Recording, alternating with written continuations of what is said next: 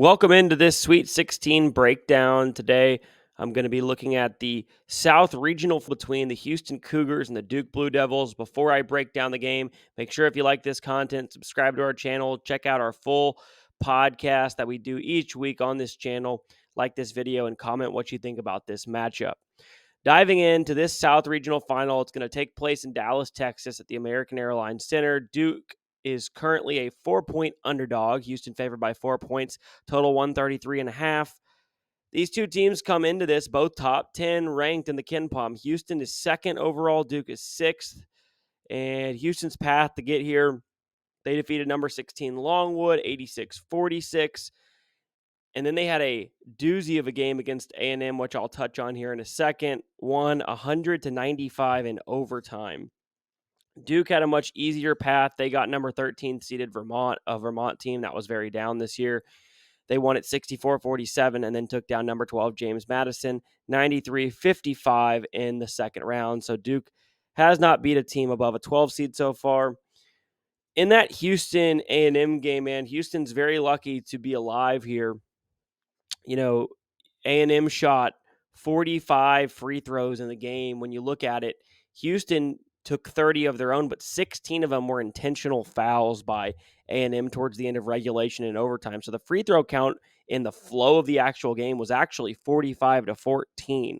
And so it's pretty surprising that Houston was able to win. They actually had full control of the game, led by 12 with under 2 minutes to play when A&M went on a crazy run. Houston missed some free throws, had a couple turnovers, and A&M got a few fortunate bounces, including a buzzer-beating three by Garcia to send the game to overtime. But a heck of a job by Houston to pull it out. No LJ Cryer in overtime. They lost Emmanuel Sharp, who fouled out early, the second possession of overtime. By the end of the overtime period, Houston had just one starter remaining in the game. Still found a way to win. Looking at this breakdown, obviously Houston's road was a bit more difficult, having to face Texas A&M, who was playing to a top 15 level the last month of the season. Duke got to play an overseeded Vermont team. Now, James Madison was a good mid-major. I'm not going to downplay it and act like James Madison was not a good team, but they were not a top 30 team in the country, right? They're playing a mid-major who was a 30-win team, but against Quad 1, James Madison was 1-3. And that's not the type of team that Duke tends to struggle with. And then you add to the fact that James Madison's best player had 2 fouls in the first 2 minutes of the game. And so JMU really never had a shot in that one. They never got going. You know, Edwards getting in foul trouble really, really hurt them. They needed him to be in the game to have any shot. You know, breaking down this game, I really want to look at what happened to Duke last year, because I think it's relevant to the breakdown.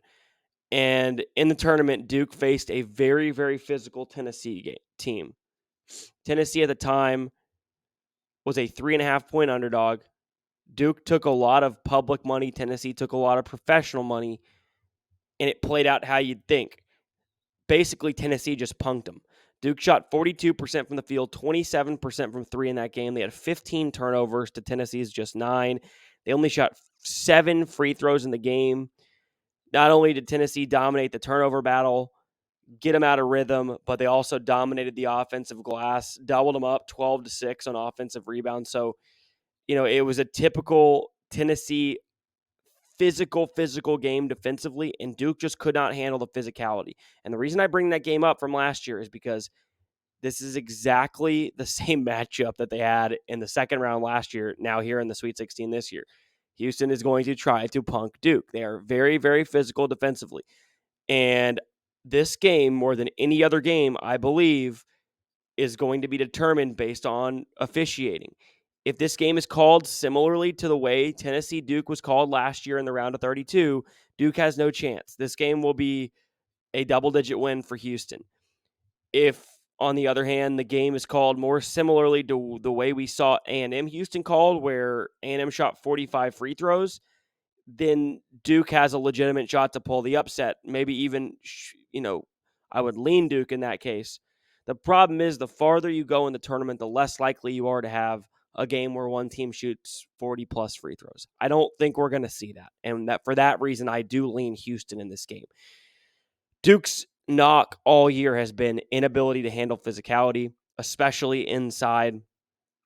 And I don't believe in this Duke team. I didn't believe in them coming into the tournament. We saw, you know, this Duke team struggle with top level competition this year as well. Duke in the top 10 in the KenPom is 0-3. They lost twice to North Carolina, and they lost a game at home early in the year to Arizona. Those are the only top 10 teams they've played that are currently ranked in the top 10 in the KenPom. They lost all 3 of them. So they've just not beaten elite teams, and that is exactly what this Houston team is. They're elite. They are top 10 in defensive. They're second in defensive efficiency, 14th in offensive efficiency, number 2 overall in the KenPom, right? They're number 2 overall in the net. They are an elite basketball team. And then, you kind of look at a couple other things. So, you think Houston's going to be very physical here. That's what they tend to do. They're gritty. They're tough. They're aggressive. That is not what Duke does well.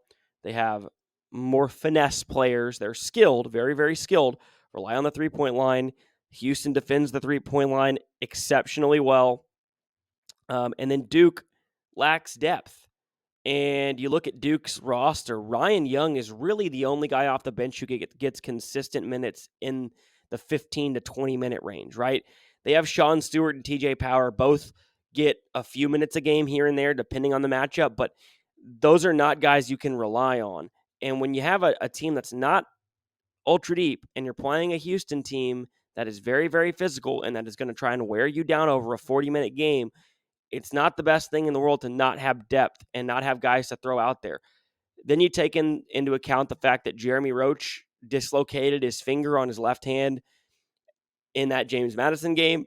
I don't think that's going to play a huge role, but it's definitely not a positive for Duke. And then you just look at the regression odds, right? You have, yes, James Madison was a top 2 defense defending the three-point line, but they played in the Sun Belt.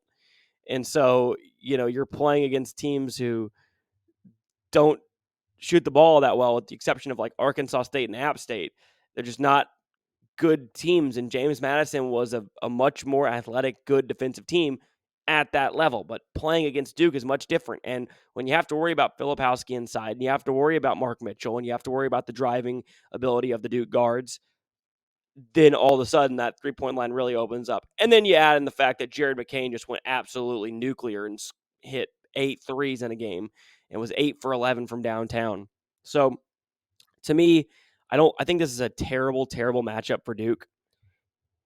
The only way I think Duke has a legitimate chance in this game is they have to get the whistle. That is a given, right? Like if this whistle goes loose and there's not a lot of foul calls, no chance.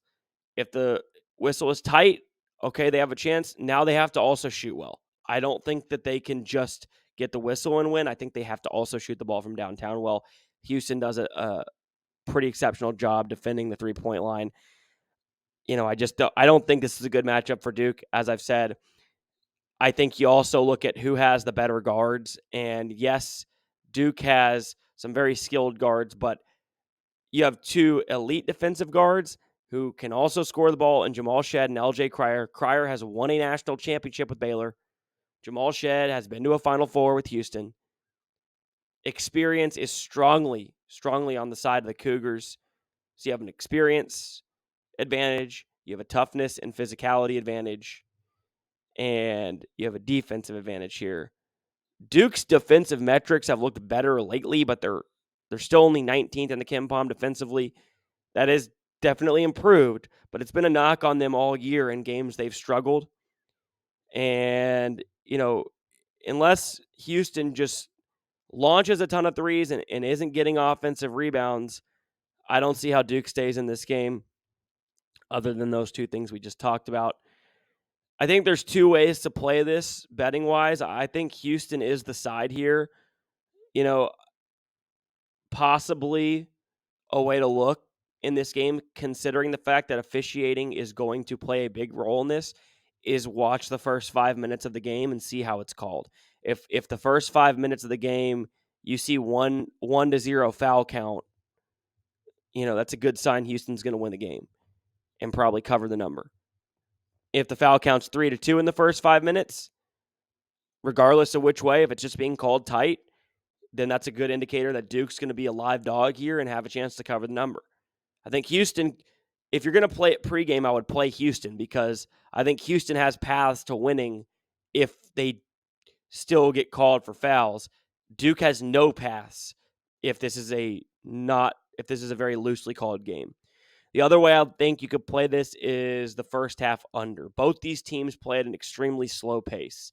That's something that you wouldn't think about when you think about a Duke team here, but Duke plays at a bottom 100 pace.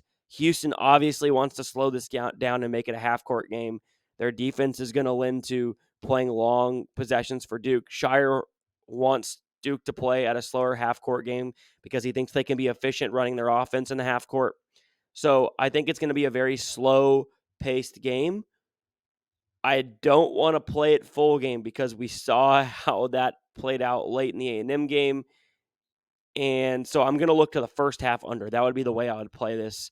If you don't want to play a side and you want to look to the total, I would look to the under, but specifically the first half under. You can get 63 still out there. I've seen a 62.5 minus 105. Try to get a 63 at minus 110, but I would play it first half under. So the two ways I would look to play this would be looking to Houston or Duke live. If you're going to play it pregame and you want to play a side, I would lean Houston. And then I think probably your best bet overall is to take the first half under just because the pace of this game is going to be very, very slow. And Duke has improved a little bit defensively. Houston isn't the best three-point shooting team. I think both teams will be a little bit nervous early, probably more so Duke. And so I could see that lending itself to being a very low-scoring first half somewhere in the 50s. So we're going to go ahead and say Houston's going to win this game. I would take Houston to win it. I picked them in my bracket to get to the Final Four. But in this matchup, I really, really like them. I think they're going to punk Duke a similar way to how Tennessee did last year in the round of 32. That's my breakdown for this one. If you enjoyed this video, give it a like, comment, subscribe to our channel. Also, check out each of my videos I did on the breakdown of all of the games for this Sweet 16. I'll be back with an Elite 8 breakdown on Friday night. So thank you guys for tuning in. Enjoy the Sweet 16.